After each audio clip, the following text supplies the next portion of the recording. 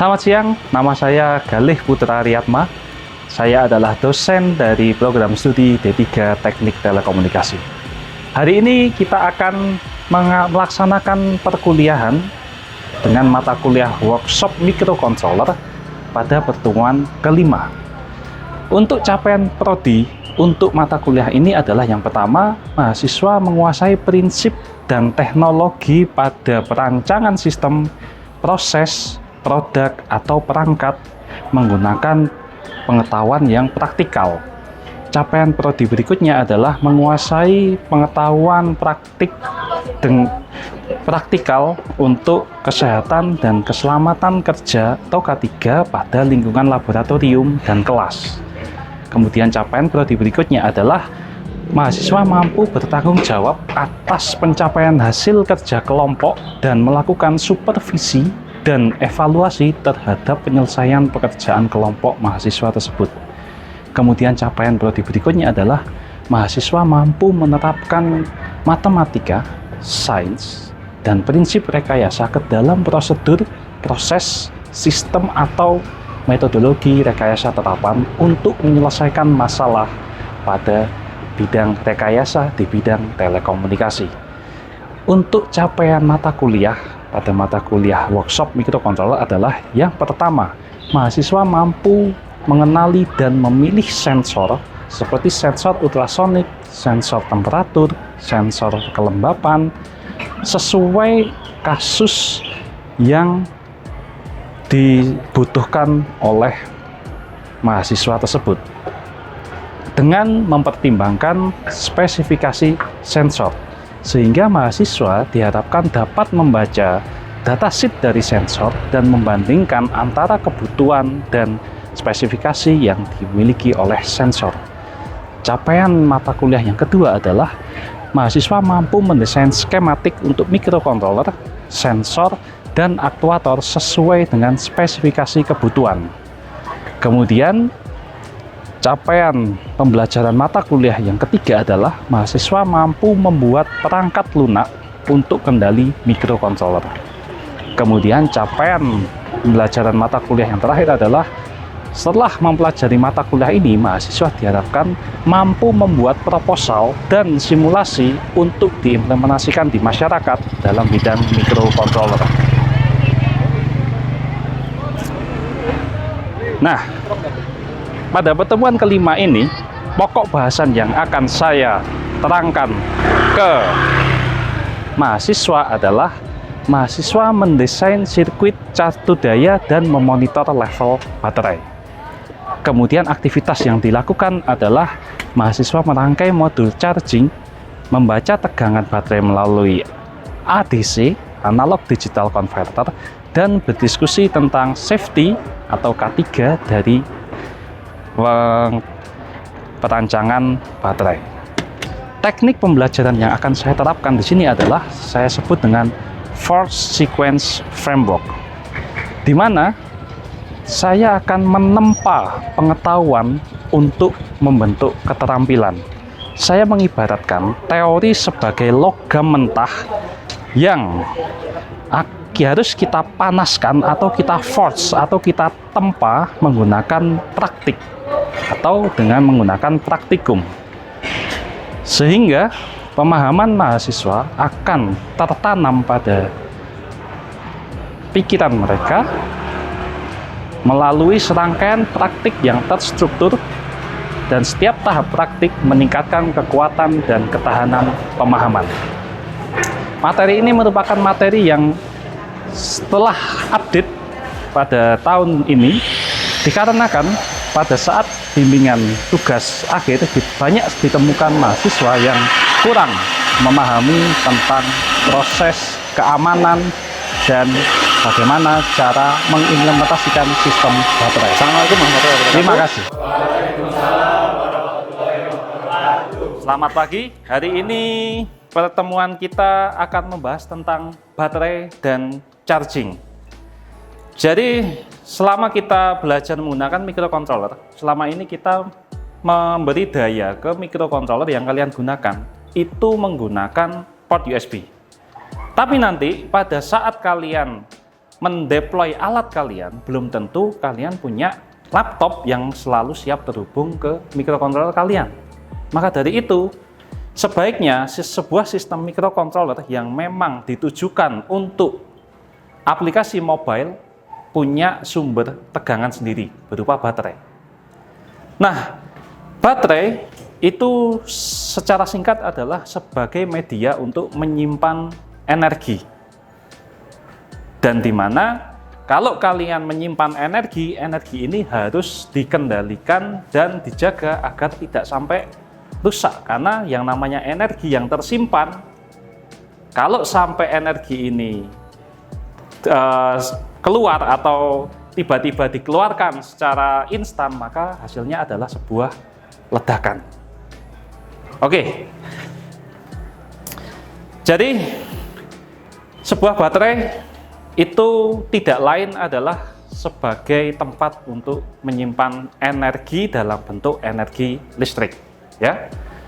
Nah, baterai itu pasti memiliki kutub positif dan kutub negatif, karena baterai ini memiliki arus DC. Dan baterai itu memiliki kapasitas yang kita sebut dalam satuan ampere per hour. Kalau baterainya kecil, biasanya dalam satuan miliampere per hour, atau simbolnya adalah mAh. Nah, ampere sendiri adalah satuan dari apa? Arus listrik. Hour atau jam satuan dari waktu. Sehingga kapasitas baterai itu disebutkan dalam kemampuan baterai mensuplai arus dalam satuan waktu atau dalam satuan jam. Itu adalah baterai. Nah, baterai itu macamnya ada 1001 macam. Ada yang kecil, bundar seperti koin seperti ini. Ada yang baterai berbentuk tabung seperti ini. Mungkin sering kalian lihat. Ada baterai yang berbentuk kotak seperti ini. Ini yang sekarang lagi ngetren, sedang banyak digunakan. Atau ini adalah baterai lipo, ini li-ion. Oke, nanti kita akan bahas satu persatu. Kenapa sih kok baterai itu ada banyak sekali macamnya? Nah, setiap baterai, entah itu li-ion, entah itu lipo, itu pasti punya spesifikasi. Jadi, baterai seperti ini itu memiliki diameter 18 mili, tinggi 65 mili. Nah, baterai seperti ini sekarang banyak variasinya, yaitu secara struktur sama, baterai li-ion, tapi dimensinya beda. Nah, siapa yang tahu bedanya? Ada ukuran apa saja selain 18650?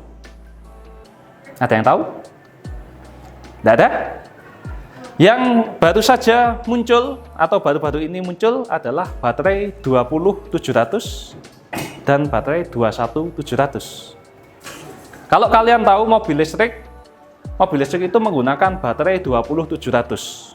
Jadi ada baterai seperti ini tapi jumlahnya ribuan. Nah, kemudian ada tipe IMR, ICR, dan INR. Nah, bedanya apa? IMR itu discharge state-nya atau dia bisa mengeluarkan arus tinggi. Tapi dengan pengorbanan yaitu kapasitasnya otomatis dia akan rendah.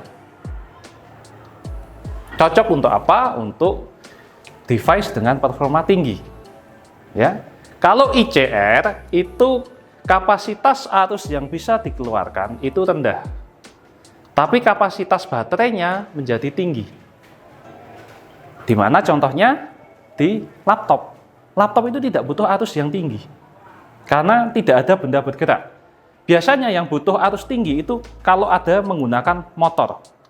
Kalau ada alat menggunakan motor, itu biasanya akan membutuhkan arus yang tinggi. Kemudian yang terbaru adalah INR. Kapasitasnya medium, tapi dia discharge rate-nya tinggi. Cocok untuk digunakan di mobil listrik. Nah, kalau ada tulisan sekian mAh, seperti contohnya di yang atas ini ada tulisan 3000 mAh, maka kapasitas yang tertampung dalam baterai tersebut adalah 3000 mAh. Oke. Kalau baterai LiPo bentuknya selalu kotak. Nah, kita kalau belanja atau mencari baterai LiPo, suatu saat nanti kalian misalnya mau skripsi, kalian mendesain alat, nanti pasti akan membuat kotak kemasan. Maka pemilihan baterai harus disesuaikan dengan ukuran kemasan kalian. Nah, di sini ada label yang bisa kita baca. 502535 adalah dimensi. Oke, jadi begitu cara membaca label dari baterai LiPo. Nah, nominal voltage, jadi hampir semua baterai nanti akan memiliki tegangan nominal atau tegangan normal. Sebuah baterai bertegangan nominal 3,7 volt, itu artinya 3,7 volt adalah tengah-tengah. Artinya di kapasitas sekitar 50%. Tegangannya 3,7 volt. Tapi ketika kita cas sampai penuh, sampai 100%, itu dia di 4,2 volt. Nah, batas bawahnya adalah ada yang bilang 3 volt, ada yang bilang 3,2 volt. Tapi saya lebih suka kalau kita main aman. Nah, nanti ketika kalian membuat sebuah sistem microcontroller, diharapkan kalian bisa memperhitungkan, oh kira-kira saya butuh apa? Oh, kira-kira kalian butuh apa? Kira-kira ini butuh arus tinggi atau tidak? Kalau tidak membutuhkan arus tinggi, berarti bisa pakai Li-ion. Kalau membutuhkan kapasitas yang besar, berarti harus pakai baterai yang seperti apa? Itu harapannya kalian bisa menentukan jenis baterai yang bisa kalian gunakan. Oke, misalnya saya punya pertanyaan nih. Kalian membuat sistem microcontroller ya, di mana microcontroller ini memonitor suhu dan tekanan udara untuk dikirimkan melalui Wi-Fi menuju internet. Kira-kira jenis baterai apa yang cocok? Saya, Bapak. Silakan. Menurut saya yang cocok untuk microcontroller 32, ESP32 itu adalah Li-ion karena ringan dan tipis. Itu menurut saya. Oke, terima kasih Mbak. Jawaban yang bagus. LiPo mungkin cocok. Tapi Li-ion juga mungkin juga cocok juga. Jadi sebetulnya tidak ada satu jenis baterai yang bisa mengcover semua situasi. Tergantung. Apakah nanti alatnya kecil? Kalau alatnya kecil berarti tidak bisa pakai Li-ion. Kalau alatnya kecil berarti harus pakai LiPo.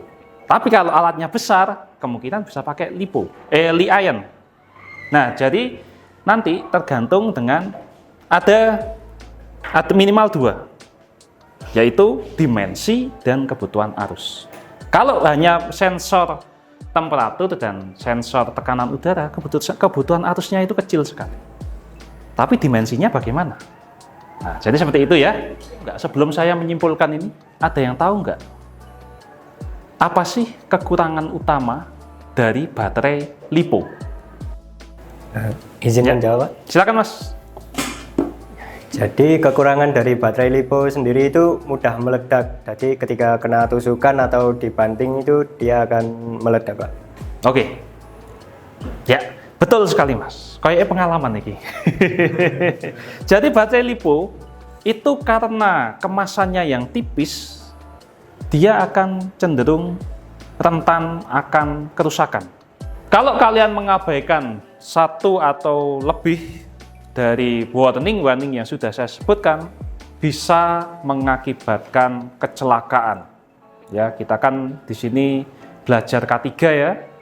Kita berusaha mencegah jangan sampai terjadi ada kecelakaan dalam dunia kerja, maka baterai itu adalah salah satu faktor resiko yang kalian harus paham bahaya dan bagaimana cara menghandle baterai.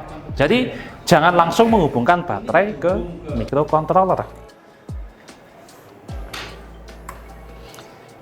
Kalian harus melewati yang kita sebut dengan step up. Kalau ini modul step up, step down ya. Jadi bisa melakukan keduanya. Baterai ini terhubung ke voltage regulator dulu. Entah ini nanti dinaikkan atau diturunkan tergantung dengan microcontroller yang Anda pakai. Contohnya adalah, ini saya bawa contoh. Ini adalah modul dari voltage regulator. Dia pakai baterai apa ini? 18650. Berapa sel? 3 sel.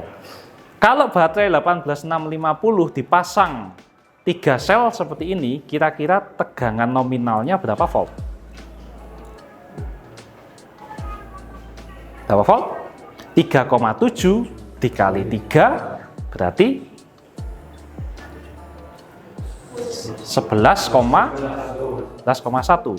Nah, di sini dia ada bacaan tegangannya. Ya, 12 volt. Menunjukkan kapasitas baterainya masih lumayan banyak. Nah, lumayan banyak ini berapa persen? Nanti kita akan belajar menghitung. Nah, rumusnya adalah tegangan maksimal baterai atau Vmax dikurangi dengan tegangan minimal baterai, Vmin. Nah, ini berubah-berubah tergantung dengan jumlah sel yang kalian pakai. Kalau kalian pakai 1 sel, maka tegangan Vmax seperti yang sudah kita pelajari berikutnya adalah tegangan maksimal 1 sel baterai adalah 4,2 volt. Tegangan minimal 3,2 volt. Nah, kemudian dibagi dengan tegangan baterai yang terbaca sekarang. Dikurangi dengan tegangan minimal dari baterai yang digunakan. Kemudian dikali 100. Oke, katakanlah saat kita melakukan monitoring baterai, terdeteksi baterai sekarang 3,9 volt. Maka kita masukkan nilainya.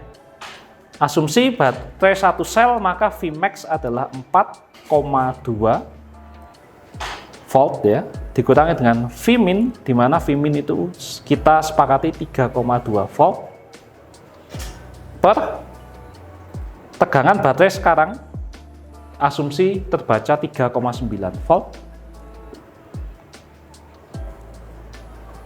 dikurangi dengan tegangan minimal 3,2 volt, kemudian hasilnya dikali 100. 4,2 dikurangi 3,2, 1. 3,9 dikurangi 3,2, 0,7, kemudian dikali 100. Hasilnya adalah 1/70, atau saya bisa tulis ini 70 sen. Oke, nah sekarang saya ingin ada satu mahasiswa yang mencoba melakukan perhitungan yang sama, tapi asumsi baterai 2 sel dan tegangan yang tersisa adalah 6,8 volt. Oke, siapa yang mau? Silakan, Mbak. Silakan. dihitung menggunakan rumus yang saya punya tadi. Di sini aja. Nah, di sini silakan.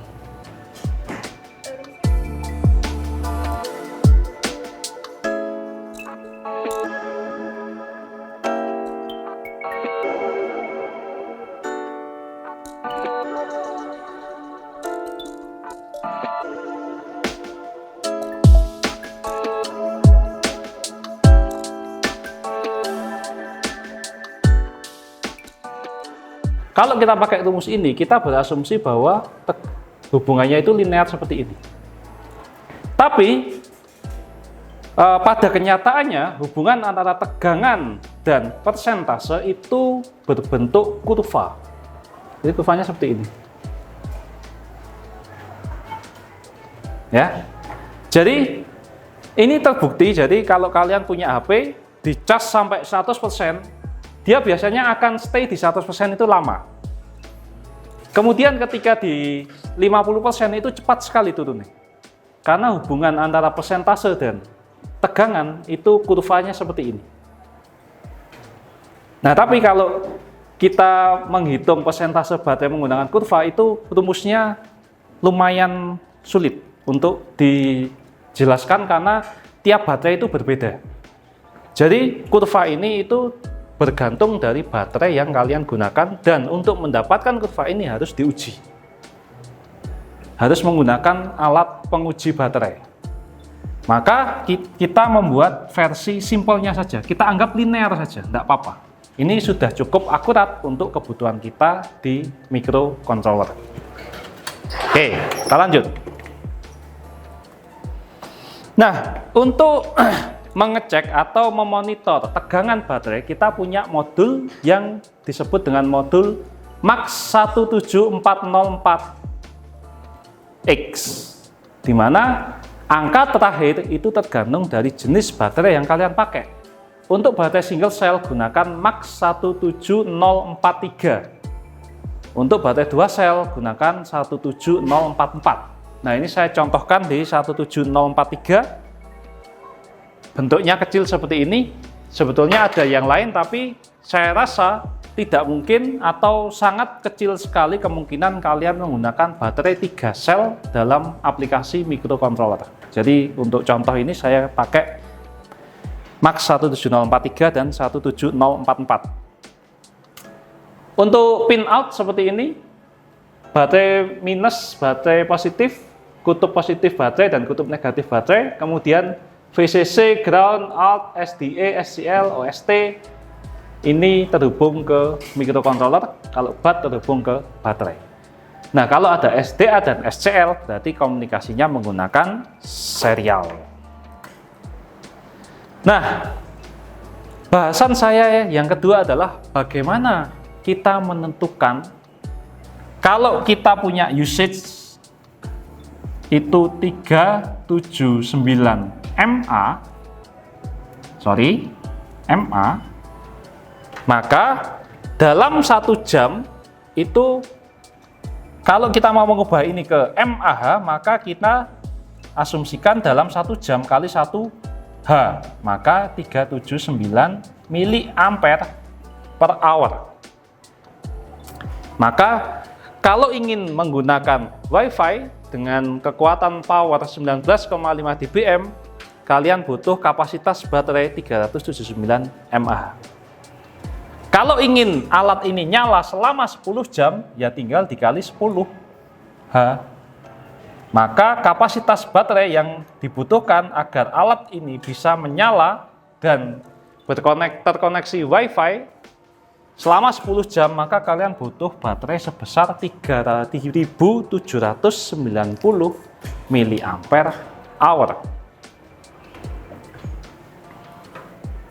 Oke. Nah, ini skematik untuk menghubungkan MAX17043 ya, ini contohnya. Disambungkan ke baterai LiPo. Jadi ini bisa di paralel saja baterainya ke dalam kutub positif negatif dari MAX. Menggunakan kode ini untuk melihat kapasitas atau melihat tegangan baterai, kemudian dikonversi menjadi persen. Jadi praktikum untuk hari ini mencoba menggunakan modul MAX 1704X, kemudian cek berapa kapasitas baterai yang ada di baterai yang kalian bawa. Oke, silakan kita mulai masuk ke sesi praktikum.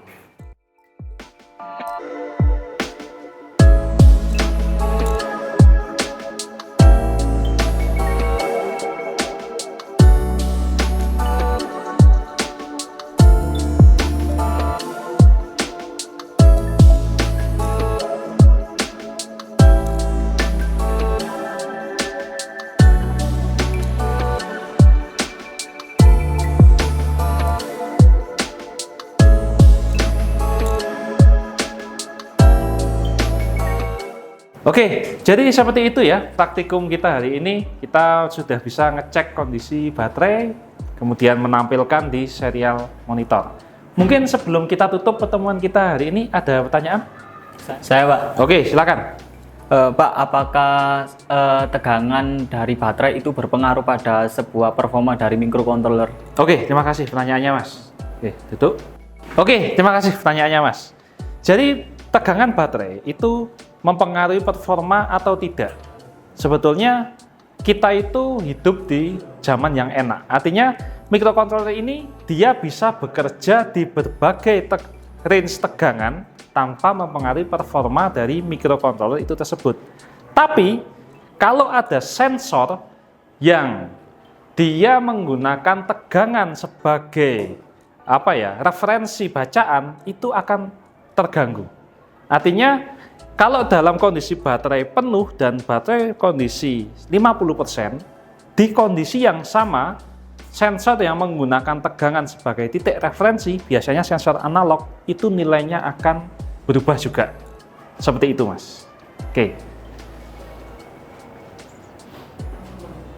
Oke, pertanyaan berikutnya. Saya, Pak. Oke, silakan, Mas. Saya ingin bertanya, apakah semakin banyak sensor atau modul yang terpasang itu bisa mempengaruhi daya baterai yang digunakan? Oke, terima kasih pertanyaannya, Mas. Oke, pertanyaan yang bagus. Semakin banyak sensor, apakah akan mempengaruhi kapasitas baterai? Jawabannya iya. Jadi, tiap sensor itu dia akan menggunakan arus listrik, entah itu kecil atau besar tergantung sensor yang digunakan. Sehingga, dengan kapasitas baterai yang sama, semakin banyak sensor, maka kapasitas baterai ini juga akan semakin cepat habis.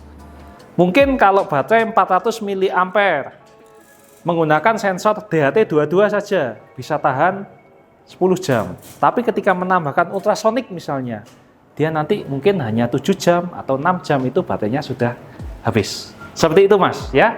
Oke, ada pertanyaan berikutnya mungkin? Saya, Pak. Silakan.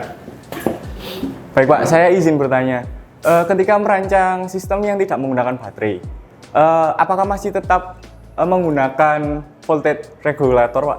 Oke, terima kasih. Ya, pertanyaan yang bagus juga. Tidak semua sistem itu akan membutuhkan baterai. Tapi apakah sistem yang tidak memakai baterai ini tetap harus menggunakan voltage regulator? Nah, ini kalau saya cenderung iya. Karena gini, kalau kalian tidak menggunakan baterai, otomatis daya ini akan disuplai oleh adaptor. Entah itu kalian nanti pakai adaptor HP ya, karena microcontroller ESP32 colokannya Type-C sama dengan HP, bisa pakai adaptor HP. Nah, kalau adaptor HP yang bagus, itu listriknya akan stabil. Maka tidak perlu regulator. Tapi kalau adaptor ini kualitasnya mungkin kurang bagus, biasanya tegangannya akan naik turun, ada noise di tegangannya. Nah, kalau tegangan naik turun kembali lagi akan mempengaruhi bacaan sensor analog. Nah, maka taunya adaptor jelek atau bagus bagaimana? Agak susah sebetulnya. Jadi saya merekomendasikan tetap pakai agar tegangan yang masuk ke ESP32 stabil. Seperti itu, Mas, ya. Oke, terima kasih atas pertanyaannya. Oke, mungkin jika tidak ada pertanyaan lagi, pertemuan kita hari ini bisa kita akhiri. Terima kasih atas perhatiannya. Sukses selalu, tetap jaga kesehatan, tetap selalu patuhi K3 yang berlaku di lingkungan Polinema. Oke, terima kasih. Selamat siang. Assalamualaikum warahmatullahi wabarakatuh.